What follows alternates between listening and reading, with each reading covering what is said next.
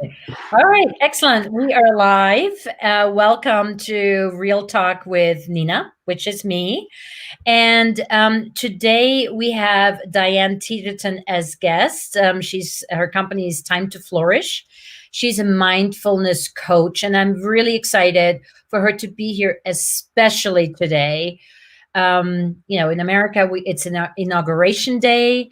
It's been a very tumultuous 4 years, and we are still stuck in the middle of a pandemic when we had hoped that 2021 was going to bring us a little more lightness around that topic. So I think it's very timely and perfect to have Diane join us for today's chat.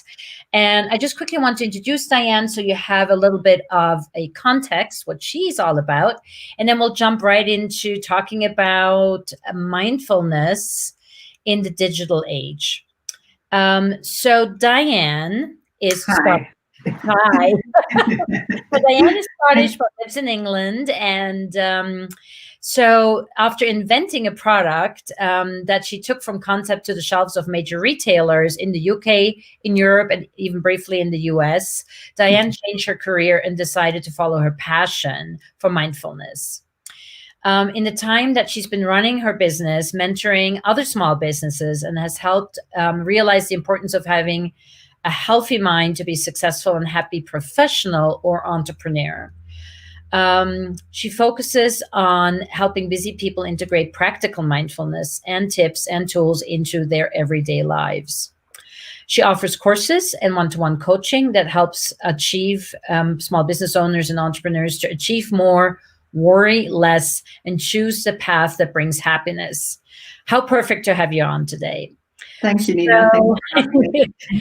So just in a nutshell, where do you, I just want to kind of jump in both feet first. Yeah, sure. Where do you see, what is the shift that you have seen in your business in the past, 11 months? Well, it's been massive. I think the time that I started really at the beginning of last year with my mindfulness as a business. And I completed one 8-week course. My plan before I started was it would be very much one-to-one coaching and group coaching, but it would all be in person. Mm-hmm. And I just completed my first group course at the end of February, which was perfect timing actually. But then the whole world changed, and I realized this small business that I had been planning was going to have to completely pivot at that time. And also all of a sudden we were in a world of fear and uncertainty, all the things that in some ways it was a perfect environment for mindfulness, and the need for mindfulness overnight seemed to increase. But when people are in the midst of that, it's very hard to start learning something when you're in the sort of the eye of the storm. And so I think it's definitely slowed some things down. The way I run the business is very different. Mm-hmm. And I had to do that almost immediately. And even the people I'm interacting with has changed as well. On the very plus side, I did find LinkedIn was a real lifeline. And I really relied on that to build a lot of connections with people that I wouldn't have otherwise built the connection with. And as a result, I think from the outset, my business ended up being more global than it would have been. Which sounds very grand as a one-man band, but I've ended up with clients much further afield than I would have done if I'd been concentrating on a geographic area. So there's been pros and cons. I think it's definitely slowed everything down, but I can see now as we're sort of coming out of it, and we can see that the end is in sight with vaccines, that actually now people are thinking more about their mental health. They've been spending a lot more time on their own as well, which is a big thing. People have been spending a lot of time with themselves and therefore with their thoughts as well. And so I think we now realise the value of being good to ourselves, having self-compassion, because we do tend to spend a lot of time with ourselves, listening to ourselves. Yeah. So on one hand, that's probably not the healthiest situation to be in, but on the other hand, it also shows people how important it is to practice self-care. And I just want to say hi to David. David is on and just said hi. So great to see you here. Stick around for a bit. So you said that it is really hard to jump into mindfulness when you're in the eye of the storm. Yeah. However, I'm sure there are some tricks or some Yeah. things you can do. What are some examples of I mean, other than like I learned through you the box, the Yeah. 4 box and box breathing, Yeah. stuff like that, where it's just like, okay, let's just breathe. Yeah, that's it. That's a real SOS Yeah. to be able to do it. I think breathing, all sorts of breathing exercises are really great. I love breathing exercises, and I find they really help clients because they're like a master switch into your parasympathetic nervous system, your rest and relaxation system. So when you find yourself in that moment of stress where everything around you is falling apart, it just sends a signal to your body that everything is okay. It helps your body relax, so it doesn't switch on that stress switch.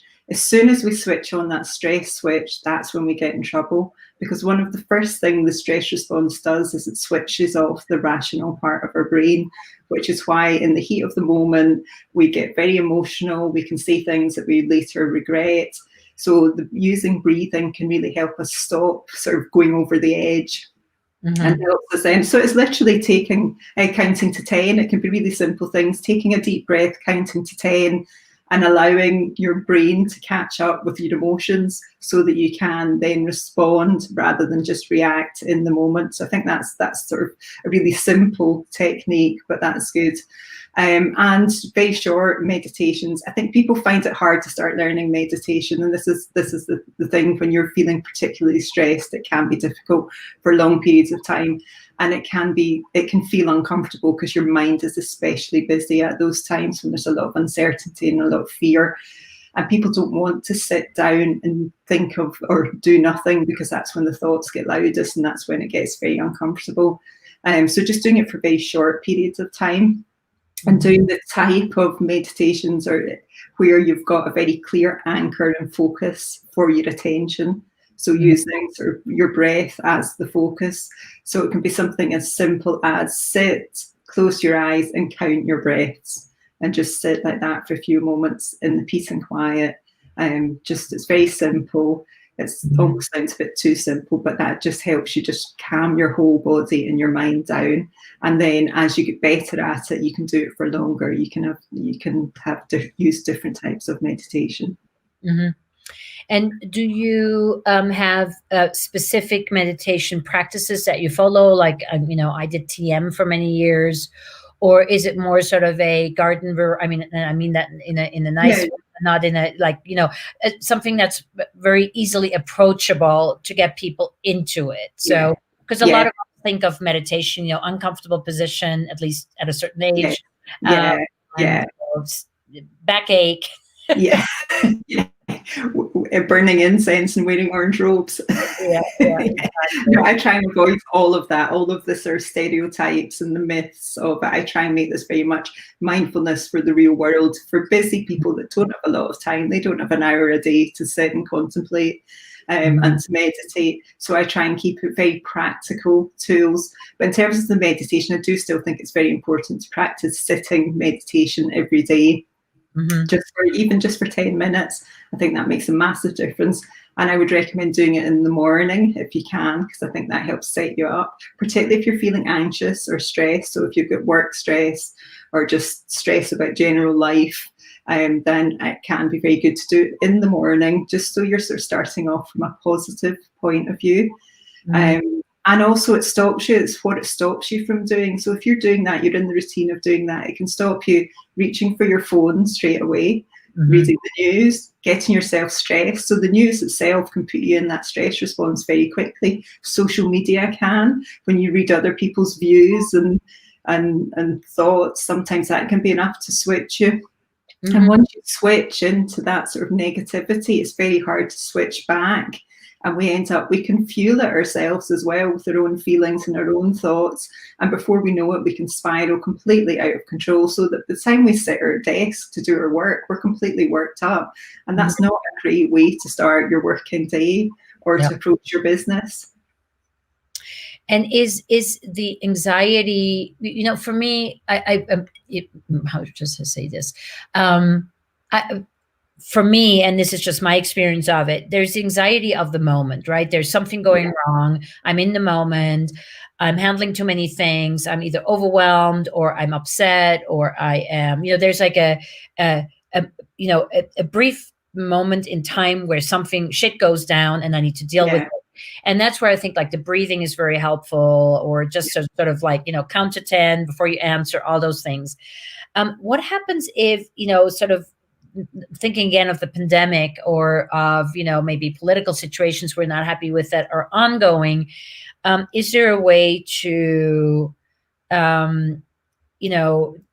to long-term calm your mind down when there is no immediate end in sight, when there's no, like if there's a problem that I have to fix, I fix the problem and then I know in a day or two or even an hour the thing is over.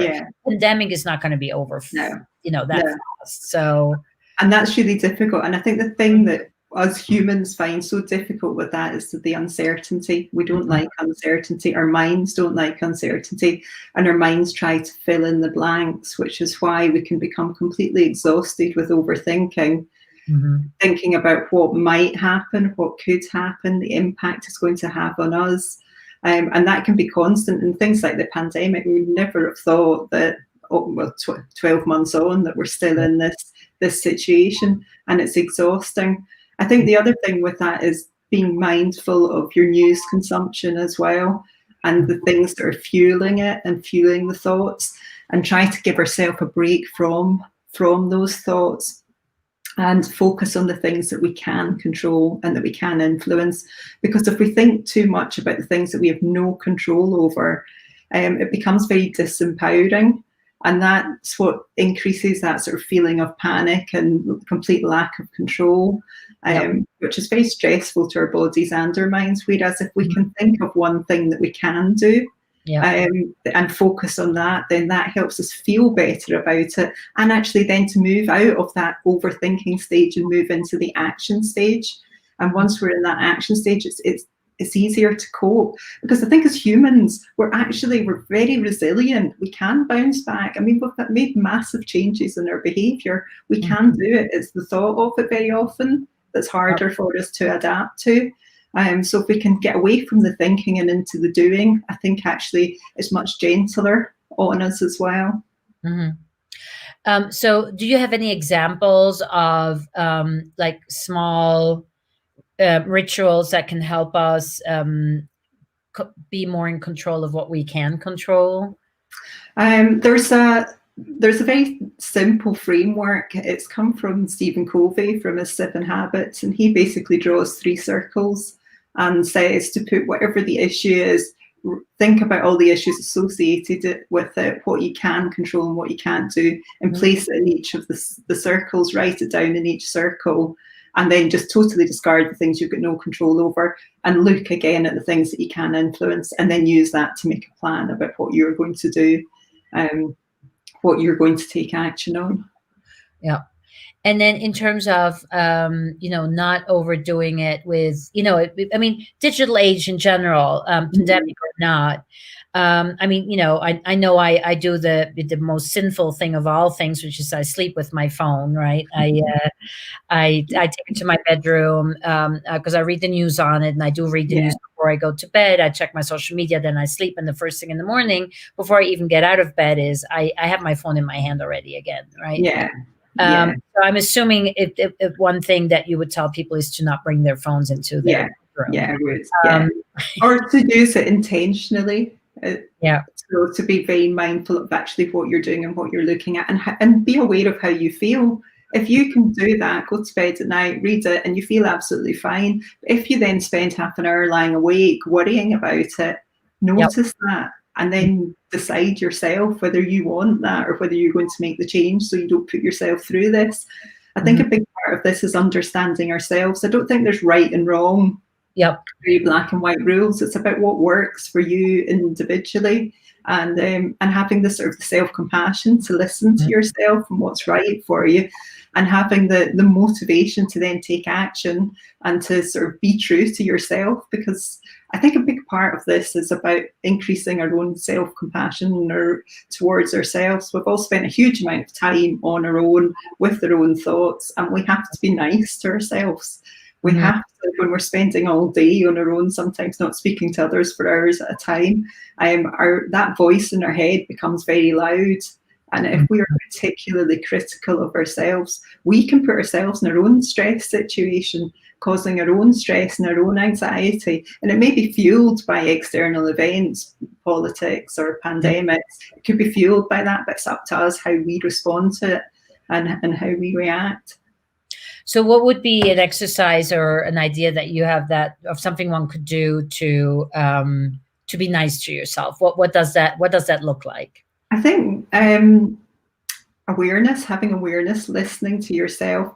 I think one of the strongest practices that you can do is start a gratitude practice. So to actually take note every day of the good things that are happening.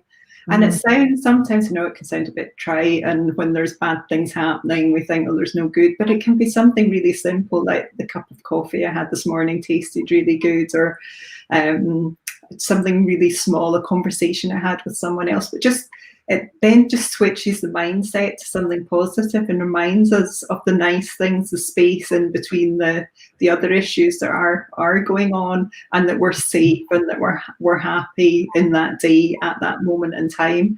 And I think that just helps reframe things and keep our perspective a little bit as well. So definitely gratitude practice, listening to ourselves, and I would say meditating. Making time and actually prioritizing that as well. When we're on, or sorry, Nina? like putting it in the calendar and making it an appointment with yourself. And doing things for yourself in your role as you, because with things like homeschooling just now, working from home, homeschooling, it can be very easy to be doing for other people. I think particularly for sort of women that also had the traditional role of doing the cooking, doing the grocery shopping.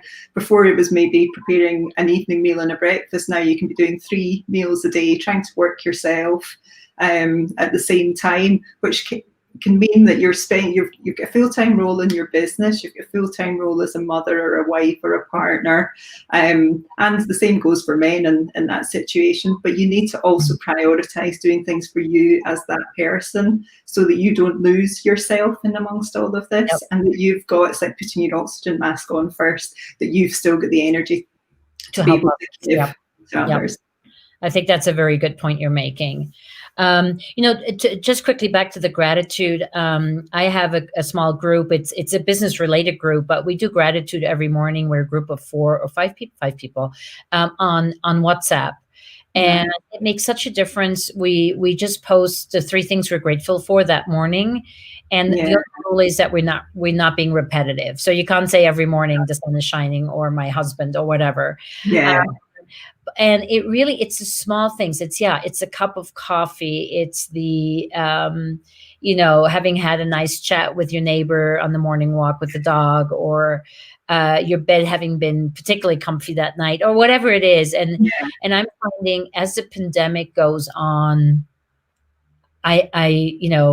before it was like, oh, I'm looking forward to dinner with my 3 friends. I'm looking forward to having sushi. I'm looking forward to, going on a day trip with my mom, or, whatever it is. Now it's like, I'm actually, it's a looking forward to a walk with my dog at lunch every day, right? It's much smaller things, but I find that we can also derive pleasure out of these smaller things that we either took for granted or actually took as a nuisance, right? Dog again, right? But it's nice when you can actually make those things into something special in your life. Because I think, if anything, we're being torn into so many different directions. And I've heard from quite a few people talking about the pandemic, that the slowing down of life is actually something they've really embraced. Yeah, definitely. I've heard a lot of people say that. That they're enjoying that. They're enjoying the the smaller things, and also they don't feel so much pressure. I think Yeah. there was so much pressure to work at this 100 miles an hour, and it's like a badge of honor. Busyness was a badge of honor. Yeah, I've got to especially do New this. York, I'm so busy. Yeah, and actually, it's quite liberating to think we don't need to be that. We don't need to all pretend that we love doing that either. Mhm. That we can actually say, do you know what? Maybe New Year's Eve, but I'm not going out. Yeah, for sure. I know I didn't. But again, New Year's Eve, I asked everybody around the table what they were grateful for. I mean, around the table, we were 3 people. Yeah. And my mom was like, "Oh, nothing, was a terrible year." I'm like, "Well, no, but we did that helicopter flight for your birthday, in the summer, and we did this and that." And she's like, "Oh yeah, oh yeah." And then after that, the mood kind of just shifted in the room when all 3 of us had said what we were grateful for. So yeah, these small things can go, I mean, so far, right? Yeah. Find it more useful. Again, going back to the gratitude, because I just find this to be such a helpful tool. I journaled for a little while. I had a phase where I had this beautiful bound book that was my sort of book, and also a to-do list, and it had a gratefulness. 3 things I'm grateful for in the morning and in the evening. Do you think doing it for yourself? Are people maybe a little more honest and then more grateful, or do you think doing it with a group of people and projecting it to the outside world is more effective? Oh, I think I think again, it's down to personal experience and personal preference. The one thing I do really like about the journal is that you can look back on it as well. And I think there's a huge power in reminiscing.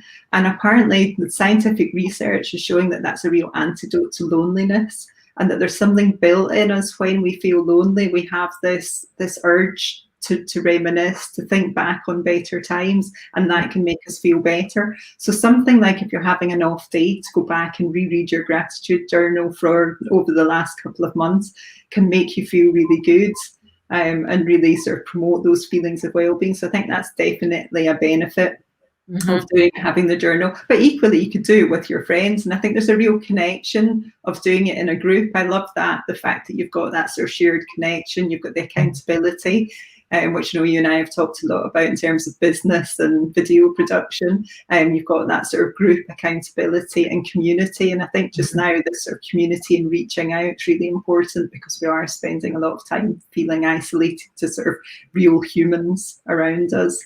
Yeah. No, for sure. That's a big deal. So in terms of being lonely and reaching out to other people, where I mean, is there something that can be done? As we're physically isolated, but we're not necessarily mentally isolated, because we have Zoom, and we have so many ways to connect these days, be it via video or audio or etc. In terms of physical isolation, any thoughts there? What can help? I mean, we both have dogs, so definitely, dogs have been a huge. I mean, my dog has been like a godsend, and I'm sure a lot of people are nodding. And so are cats, of course, and I'm sure guinea pigs as well, to a certain degree. Snakes, maybe not. If you're into snakes, then who knows? Yeah, to each their own. But is there anything like, I mean, I don't know. I've taking hot baths and stuff I would normally, and I don't know whether that's just a function of having slowed down and actually taking the time to take a bath, or whether it just gives me a physical, sensual or sensitivity activation feeling that is helpful with loneliness. Yeah, I think so. I think any kind of creative project's great, even cookery, anything you enjoy, anything to sort of just feed your spirit, find what it is. But I think creativity is great. Reading, sort of immersing yourself in the sort of the story. I think nature has huge healing power, and part of having the dogs, I've found, is it's being able to get outside, and it forces you to get out. I mean, I don't know what it's like where you are, but here it's grey, wet and pretty miserable. And if it wasn't for the dogs, I'd still be sitting in here, whereas I'm going out after we finish and I'm going to walk them. And I think there's something about getting out, getting the fresh air. If you can get out in the day and you're lucky enough to get some sun, getting some vitamin D, which is really great for your immune system. So that obviously helps us just now. So I think that's really important. So I'd say, yeah, sort of walking, nature, and then sort of doing something creative. So sort of doing, which is something for yourself, something that you enjoy. No, I think that's a great point you're making with the creativeness. I think because that allows you to sort of go into the flow and just so for somebody who doesn't consider themselves to be a creative, what would you suggest? I would suggest we're all creative, and it's not school. You don't need to do it perfectly, and enjoy it. Just find something that you enjoy. It could be something as simple as cooking a meal. It could be writing something. It could be cleaning out a cupboard in your house, putting a picture up, rearranging anything. It's anything that just feeds your soul and show you that you have some kind of output.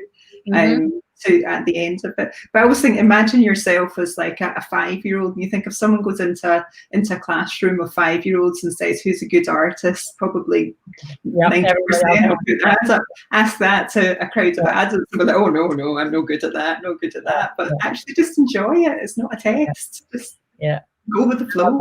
I love that.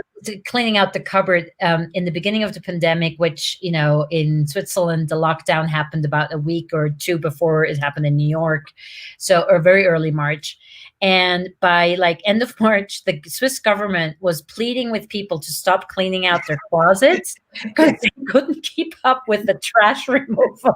It was a complete like mess because people were like massively throwing out, because there was nothing else to do. And I think a lot of people for the first time actually looked at their homes and said, what can I do to make it more homey or comfortable? Or, I need to clean out 3 closets to make space for a home office, so. And also I think it's a bit the same as with your mind. If your mind's cluttered, I don't know, it just sort of feels if you can clear something physically, that somehow it's a bit of an analogy to try and clear your mind and get rid of all the mess around you, to give you space. So I know here in last summer, when the first sort of lockdown, it was all gardening, which is a lovely creative thing for people to be able to do and to have something physical at the end, a sort of sense of achievement.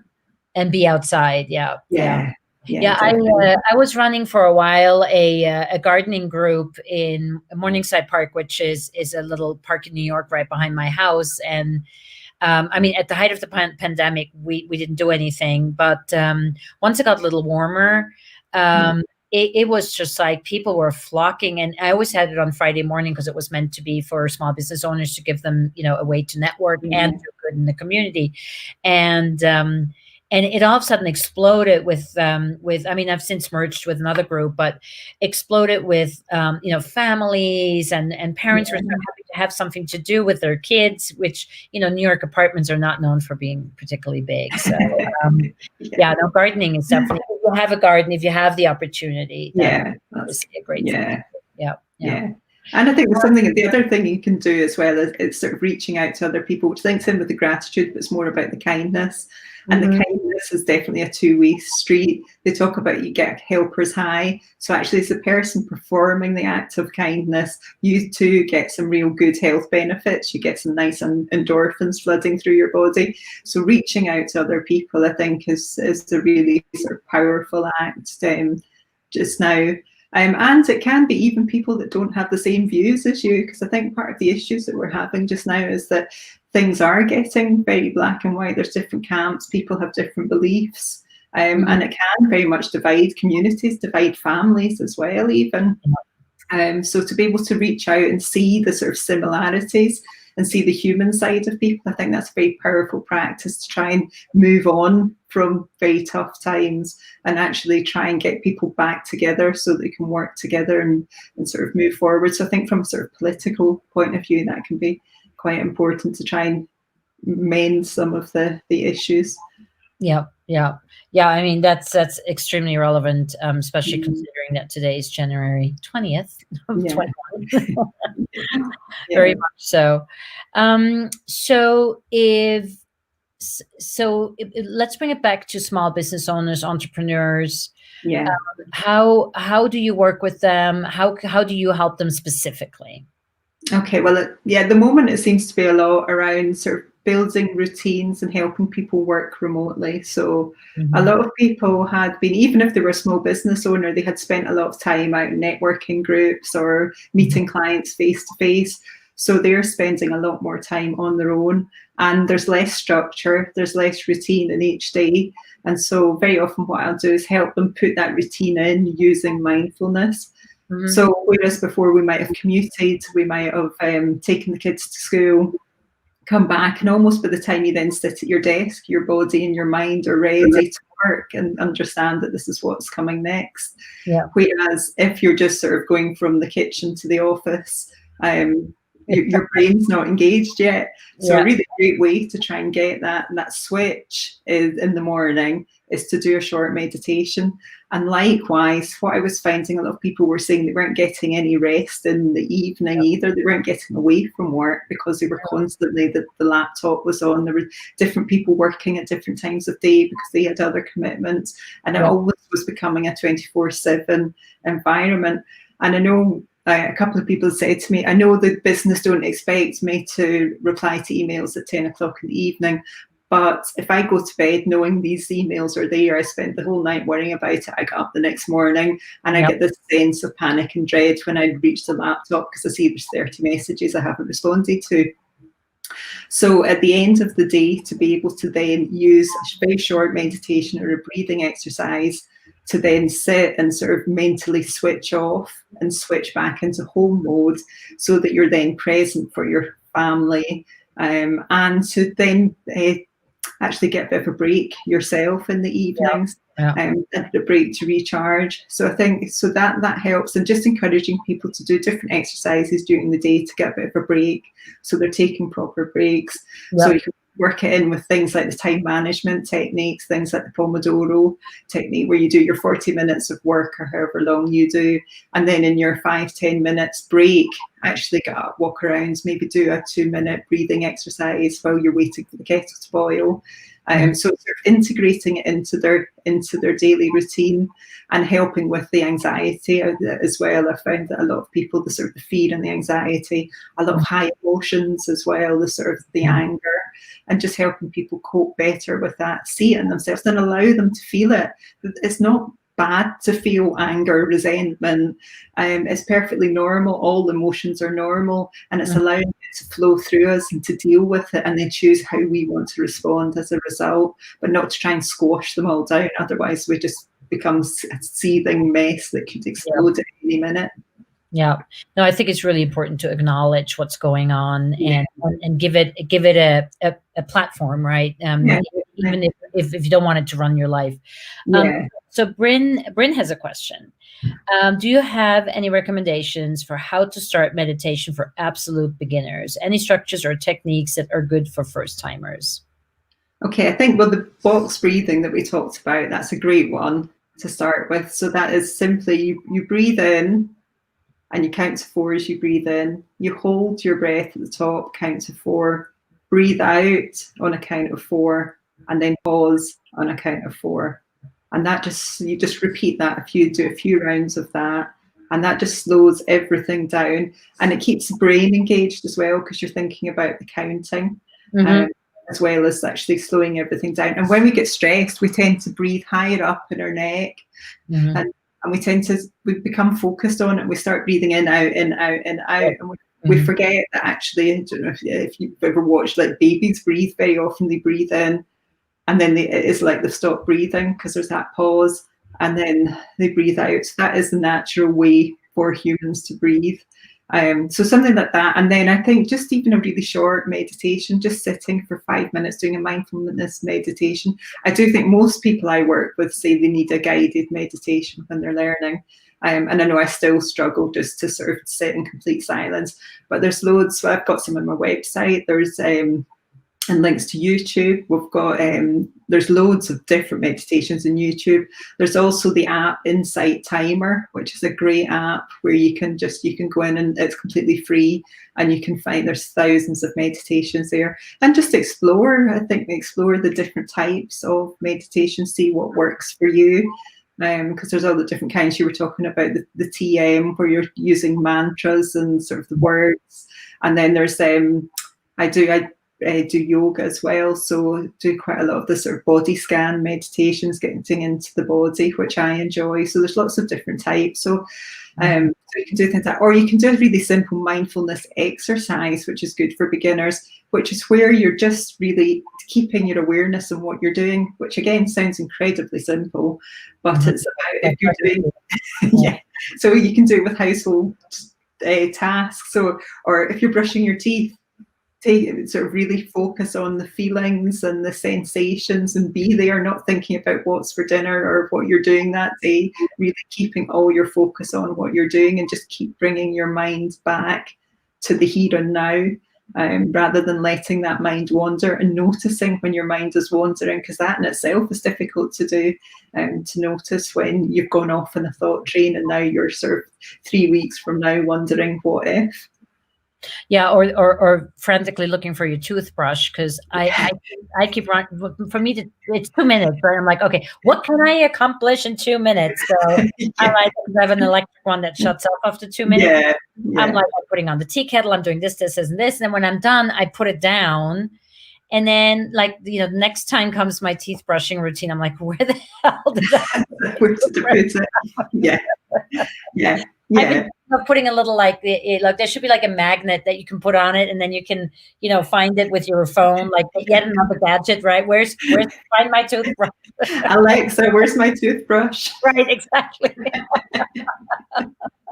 Yeah, and that's about autopilot. When that's happening, that's because we're not actually in the moment as we're doing these things. And apparently we spend about 50% of our day on autopilot, and most of the thoughts that we're having are the same thoughts that we had the day before. So again, being able to just notice when we are and just bring it back, because life happens in the present moment. We don't want to miss it, worrying about what's happened and what may happen in the future. Yeah. I mean, it's funny when I go for dog walks. I mean, sometimes I feel like, oh, this would be the perfect time for me to be listening to some podcasts.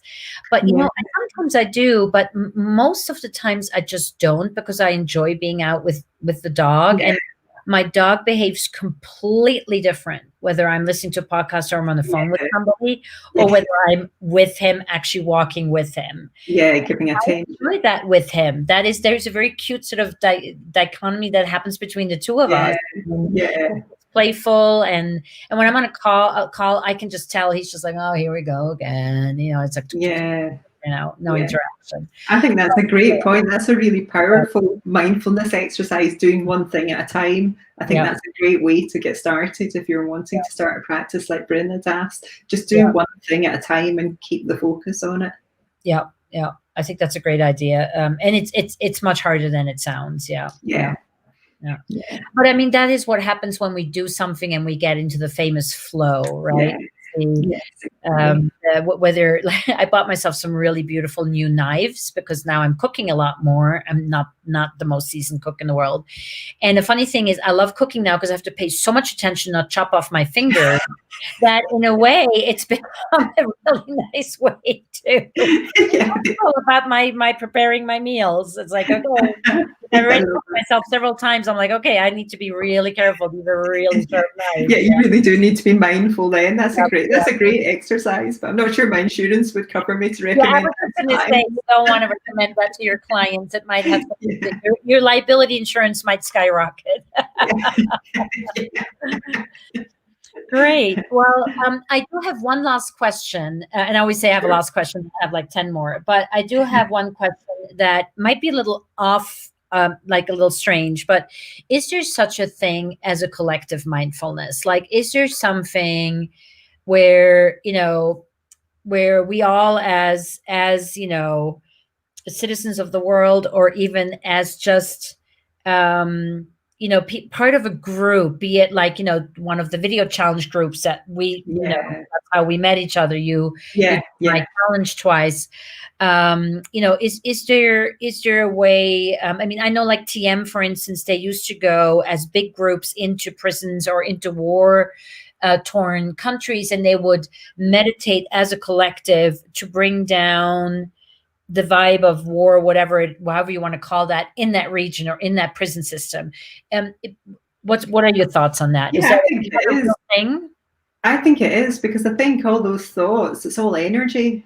And I Mhm. think particularly when we're doing it collectively, and I think there's been studies done, I don't know a huge amount, of where people have like focused and then sent good thoughts to someone else in Mhm. different rooms, and they have studied that there has been some kind of reaction, some kind of physical change, or Mhm.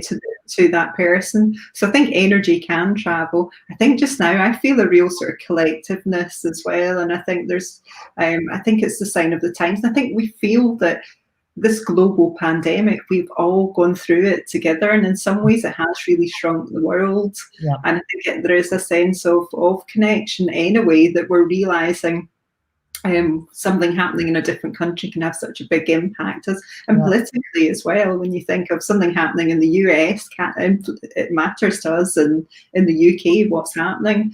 So there's a sense of collectiveness. And I mean, without getting too deep and spiritual about it, we're not separate. I think we're all sort of community beings, and we're all joined. And it's this sort of this feeling of being separate and being this I person, that very often causes a lot of issues. Whereas if we can find the commonality and Mhm.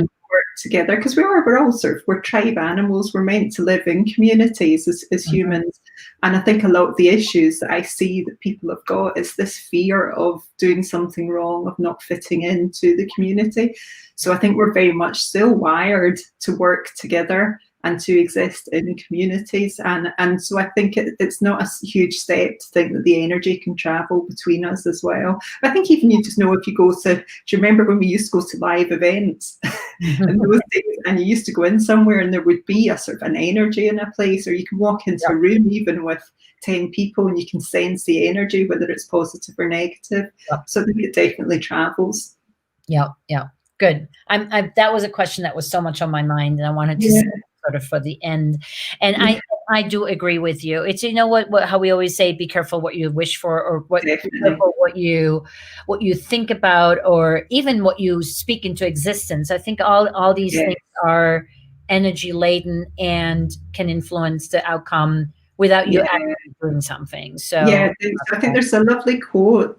I think it was Thich Nhat Hanh about, be careful about your thoughts. Your thoughts become your words become your action, and your action becomes your behavior and who you are. And it all starts with your thoughts. So it's very powerful. yes, it really is. I love that quote, and I think we should finish on that quote. Yeah. Diane, I could talk to you all day Yeah, long. oh, Thank it's a you so pleasure. much for your Yeah, insights.